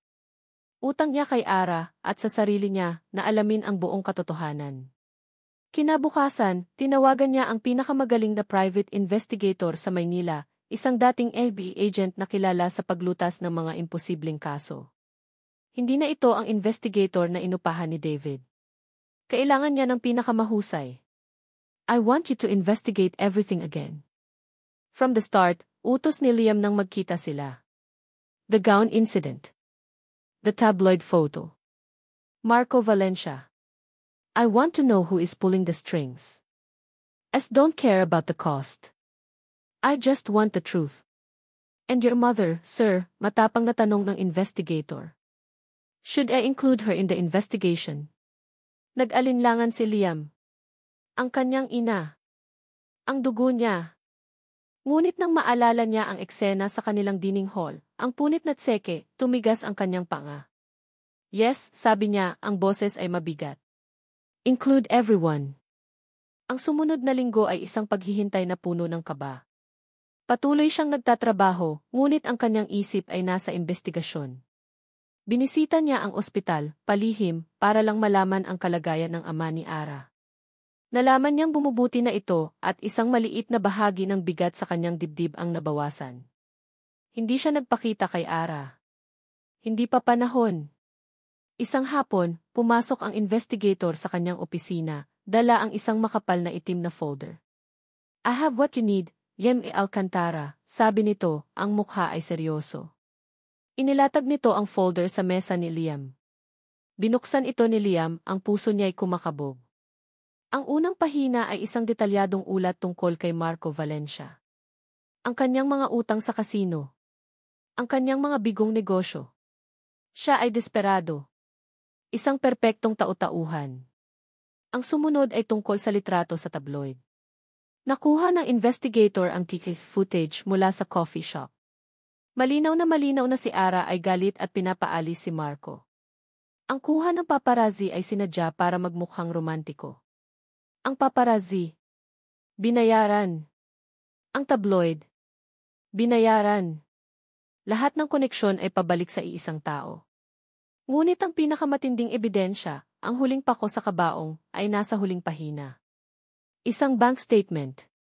Ang offshore account na ginamit para bayaran ang lahat, ang tauhan sa hotel, ang paparazzi, ang editor ng tabloid, ay nakapangalan sa isang shell company. Ngunit ang nag-iisang taong may signatory authority sa account na iyon, ang taong nag-apruba ng bawat transaksyon, ay hindi si Marco. Ito ay ang pangalan ng isang taong kilalang-kilala ni Liam. Ang personal na abogado at kanang kamay ng kanyang ina. Nabitawan ni Liam ang mga papel. Napasandal siya sa kanyang upuan, ang paghinga ay tila ninakaw. Hindi lang basta alam ng nanay niya. Siya ang may pakana ng lahat. Ang sabotahe sa gown. Ang pagpapalabas ng litrato. Ang pagwasak sa reputasyon ni Ara. Ang paghihiwalay nila. Lahat ay isang kalkuladong plano na binuo ng kanyang sariling ina. Isang matinding galit ang pumuno sa kanyang buong pagkatao. Isang galit na mas matindi pa sa naramdaman niya noong una niyang makita ang sirang gown. Ito ay isang galit na may kasamang sakit, isang pakiramdam ng sukdulang pagtataksil. Ang babaeng pinagkakatiwalaan niya. Ang babaeng nagpalaki sa kanya. Ang kanyang ina. Tumingin siya sa litrato ng kanilang pamilya na nasa kanyang mesa. Ang nakangiting mukha ng kanyang ina ay tila isang maskara na ngayon. Naramdaman niya ang pait sa kanyang lalamunan. Sinira niyo hindi lang ang buhay niya, kundi ang tiwala ko sa inyo, ma. Ngayon niya lang lubusang naunawaan ang bigat ng mga salitang iyon. Kinuha niya ang folder. Tumayo siya, ang bawat galaw ay puno ng isang malamig at nakamamatay na determinasyon. Hindi na siya ang sifi na nag-aalala sa stocks. Hindi na siya ang anak na nasasaktan. Siya ngayon ang hustisya ni Ara. Hindi na siya nagsalita. Lumabas siya ng kanyang opisina, nilagpasan ang kanyang sekretarya na nagtatakang nakatingin at dumiretso sa elevator. Isang destinasyon lang ang nasa isip niya. Ang pugad ng mga Alcantara. Haharapin niya ang reyna ng lahat ng kasinungalingan. Haharapin niya ang kanyang ina. Ang mansyon ng mga Alcantara ay tahimik nang dumating si Liam. Ang katahimikan ay parang isang manipis na kumot na nagtatago sa mga lihim at kasinungalingan sa loob ng mga pader nito. Ngunit ngayon, handa na siyang punitin ang kumot na iyon. Naabutan niya sila sa family hall. Ang kanyang ina, si Doña Isabela, ay kalmadong umiinom ng tsaa.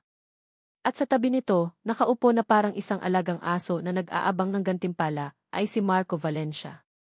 Ang pagkikita ng dalawang tao na sumira sa buhay niya ay nagpaalab sa galit sa puso ni Liam. Tila nagulat ang dalawa sa kanyang biglaang pagdating. Liam, Hijo. Anong ginagawa mo rito? Tanong ni Doña Isabela, sinusubukang itago ang pagkagulat. Ngumiti si Marco. Alcantara. Anong maipaglilingkod namin sa iyo? Hindi sila sinagot ni Liam. Lumakad siya papunta sa center table na gawa sa salamin, at sa isang malakas na bagsak, inilapag niya ang itim na folder. Ang tunog ay umalinggaw sa buong silid, sinisira ang peking katahimikan. Ano yan? Tanong ni Doña Isabela, ang nooy nakakunot. Binuksan ni Liam ang folder at isa-isang inilabas ang mga papel, inilalatag sa ibabaw ng mesa na parang mga baraha sa isang larong tapos na. Ito, sabi ni Liam, itinuturo ang larawan ng tauhan sa hotel. Ang taong binayaran para sirain ang gown ni Ara. Ito, pagpapatuloy niya, itinuturo ang larawan ng paparazzi. Ang taong binayaran para kumuha ng litrato nila ni Marco sa coffee shop. At ito, sabi niya, idiniin ang daliri sa kopya ng front page ng tabloid. Ang editor na binayaran para ilabas ang kasinungalingan. Bumaling siya kay Marco, ang mga mata ay nagliliyab. At ikaw? Ang desperadong gagawin ang lahat para sa pera.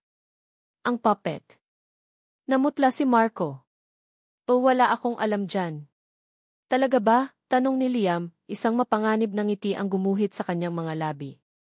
Kinuha niya ang isa pang dokumento. Dahil ang investigator ko ay nalaman din ang tungkol sa isang investment na ginawa mo sa pamilya Santos ilang taon na ang nakalipas.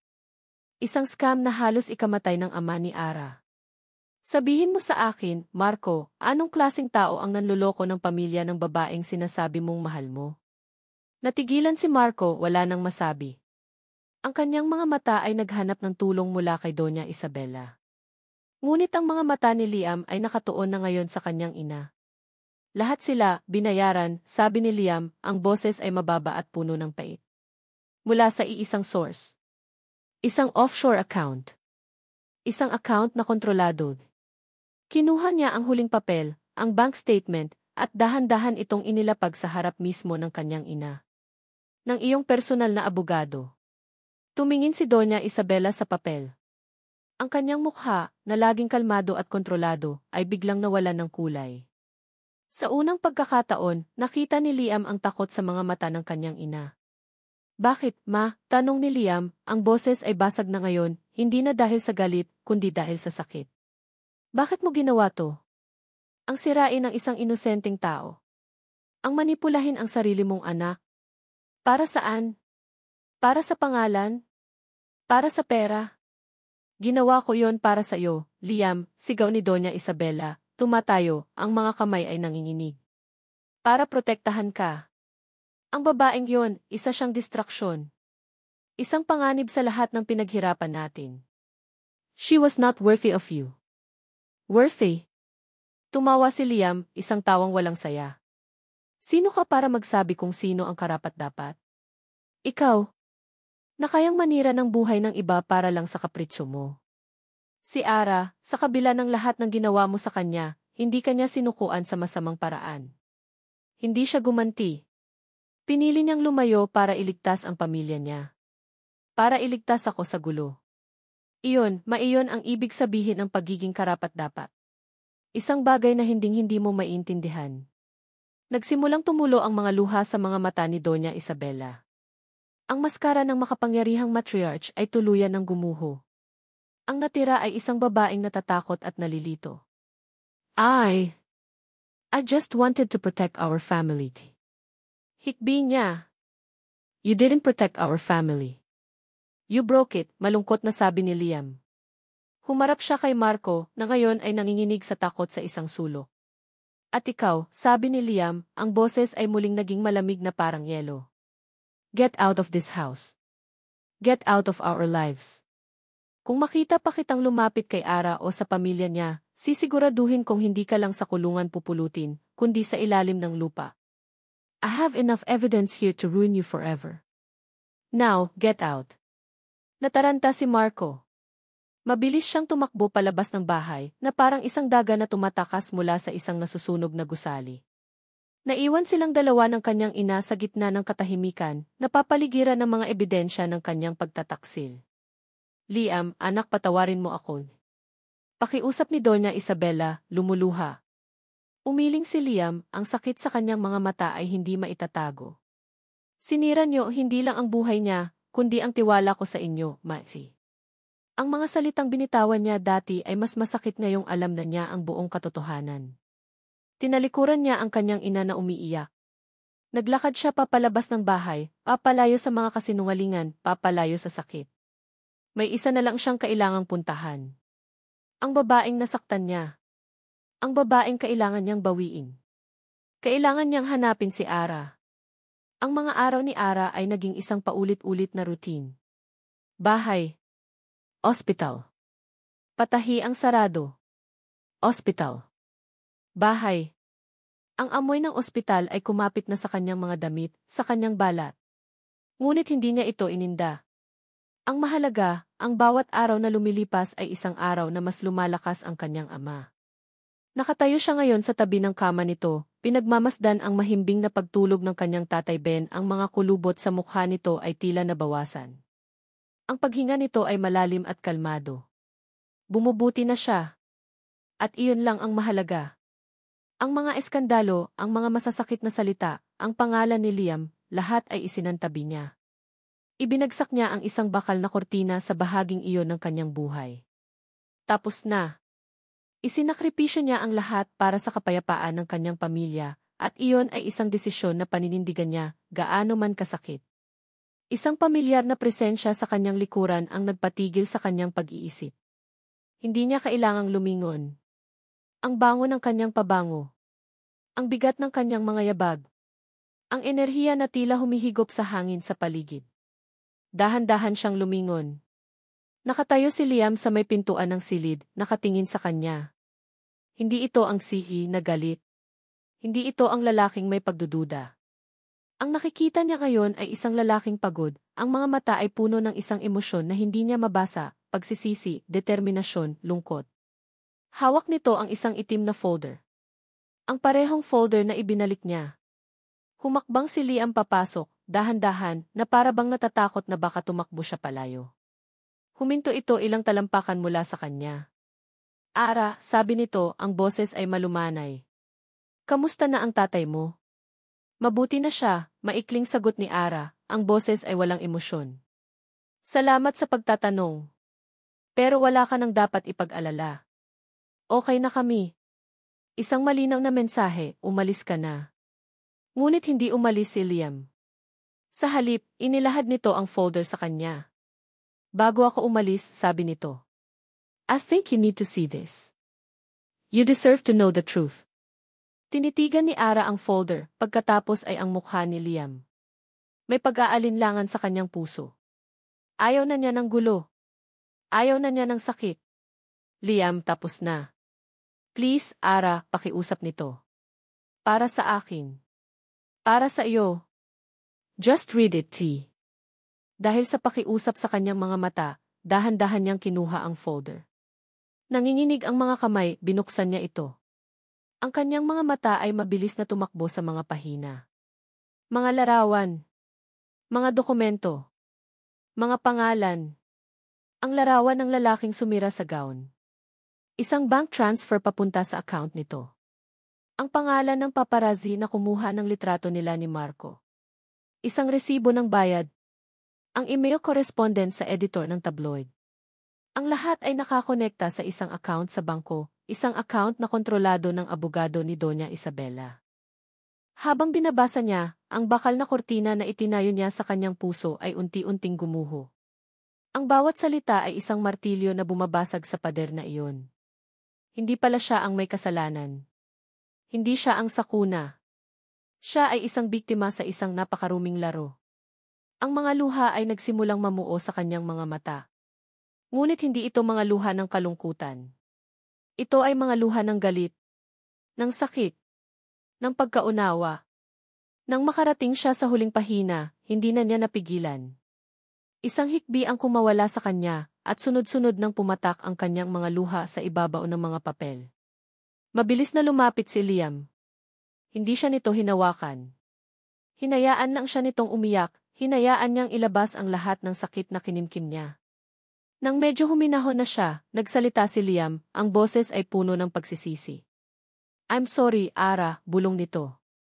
I'm so sorry na nagduda ako sa'yo. Kahit isang segundo lang. Dapat pinakinggan kita. Dapat pinaglaban kita. I failed you. Umiling si Ara, pinupunasan ang kanyang mga luha. Hindi ako rin, Liam. May kasalanan din ako. Dapat sinabi ko sa'yo ang lahat tungkol kay Marco. Pero natakot ako. Nahiya ako. Ang nakaraan ko ayaw kong isama ka doon. Hindi mo kasalanan na natakot ka, sabi ni Liam. Ako ang hindi lumikha ng isang lugar kung saan mararamdaman mong ligtas kang sabihin ang lahat. Umupo sila sa maliit na sofa sa loob ng silid. Katahimikan. Ngunit hindi ito ang katahimikan ng distansya. Ito ay isang komportableng katahimikan, isang pag-unawa na hindi na kailangan ng maraming salita. Bakit mo ako binalikan? Tanong ni Ara sa wakas. Because didn't believe you, sagot ni Liam, tumingin sa kanyang mga mata. Is didn't believe you when you said you were tired. Is didn't believe you when you said you wanted to go back to him. Dahil ang babaeng nakilala ko ay isang mandirigma. At hindi sumusuko ang mga mandirigma. Hinawakan ni Liam ang kanyang kamay. Sa pagkakataong ito, hindi niya ito binawi. Naging duwag ako, Ara. Hinayaan kong kainin ako ng pagdududa. Hinayaan kong manipulahin ako ng mga kasinungalingan. Pero tapos na iyon. Hinding-hindi na maulit. Tumingin siya sa kanilang mga kamay na magkahawak. Let's start over, sabi niya, ang boses ay puno ng sinseridad. Tumingin si Ara sa kanya. This time, pagpapatuloy ni Liam with nothing but trust. Sa mga salitang iyon, naramdaman ni Ara na ang huling piraso ng yelo sa kanyang puso ay natunaw. Ngumiti siya, isang tunay na ngiti sa unang pagkakataon sa loob ng maraming linggo. Isang ngiting may kasamang luha. Trust, ulit niya. Isang mahinang ungol mula sa kama ang pumutol sa kanilang sandali. Napalingon silang dalawa. Dahan-dahang iminumulat ni Tatay Ben ang kanyang mga mata. Tay, mabilis na lumapit si Ara. Tatay, gising na kayo. Tumingin ang matanda sa kanya, isang matamis ngunit mahinang ngiti ang gumuhit sa mga labi nito. Pagkatapos, ang mga mata nito ay napunta sa likuran ni Ara, sa lalaking nakatayo doon. Nakita nito si Liam. At nakita nito ang kamay ni Liam na hawak pa rin ang kamay ng kanyang anak.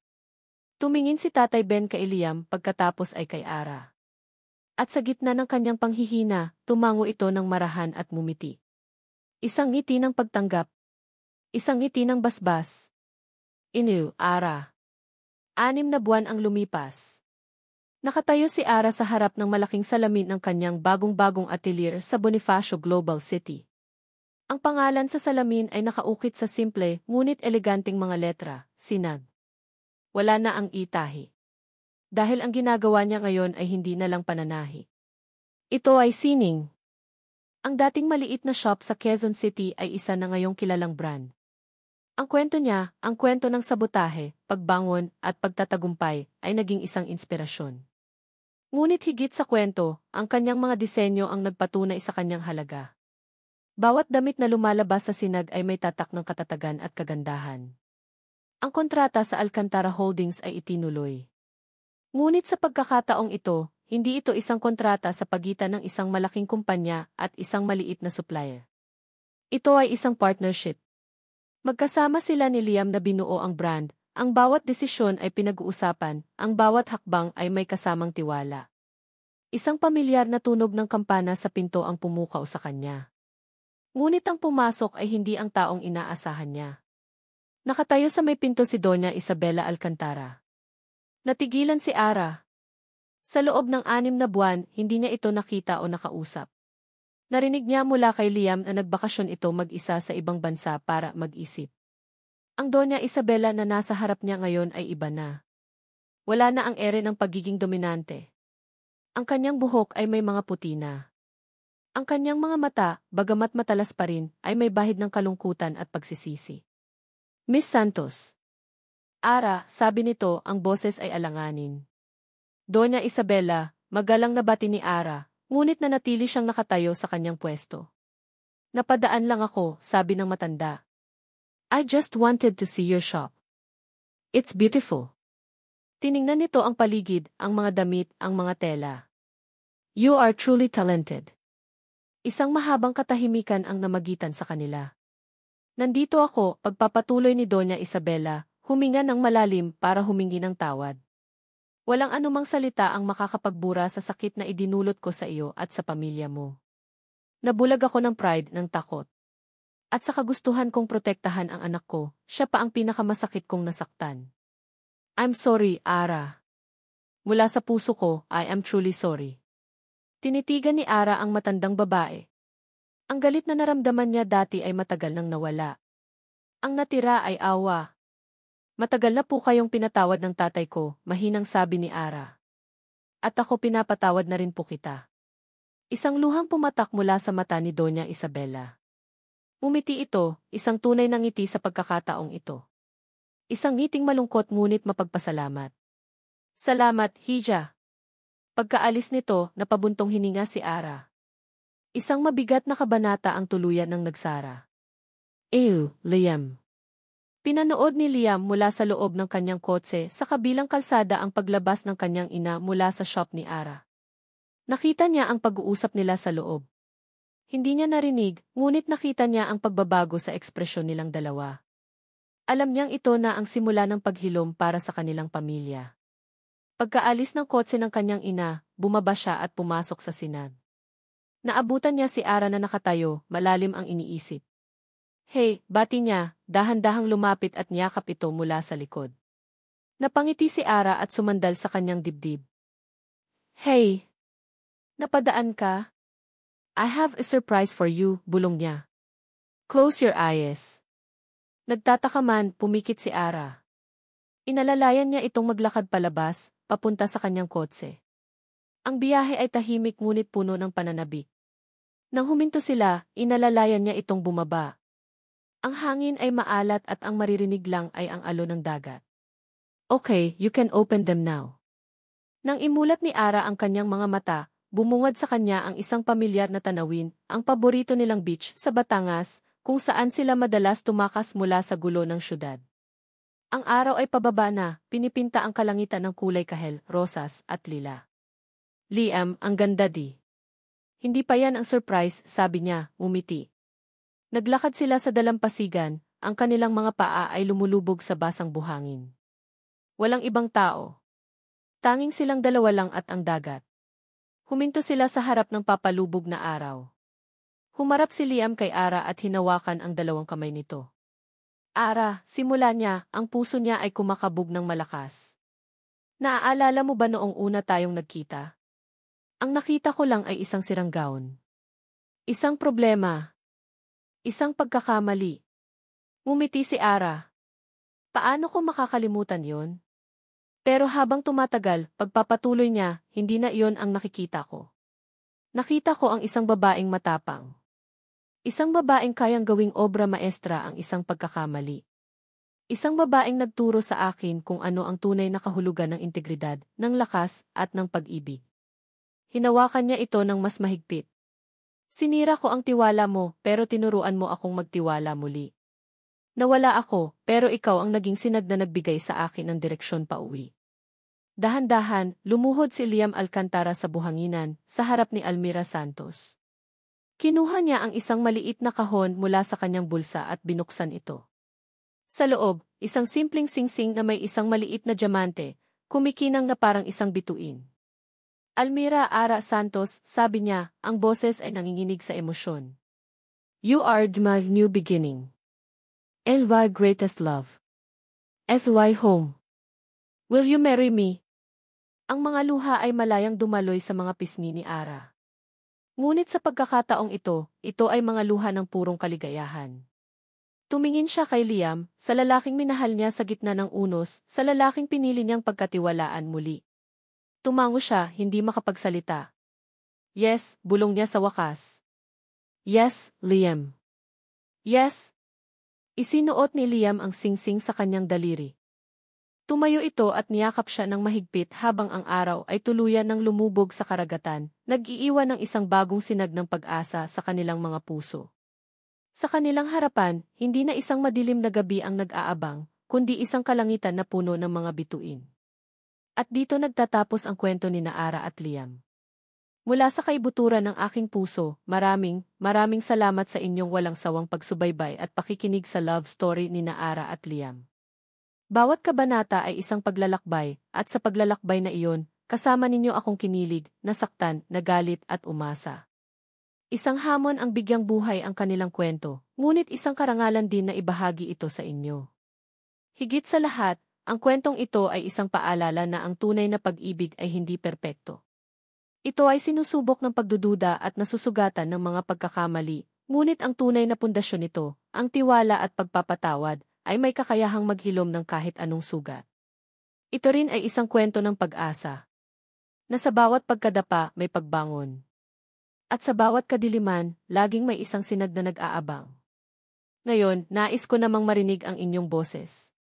Ano ang inyong naramdaman sa pagtatapos ng ating kwento? Ano ang pinakapaborito ninyong eksena? Anong aral ang inyong napulot? Huwag po kayong mag-atubiling i-share ang inyong mga saloobin sa comment section sa ibaba. Muli, maraming salamat po.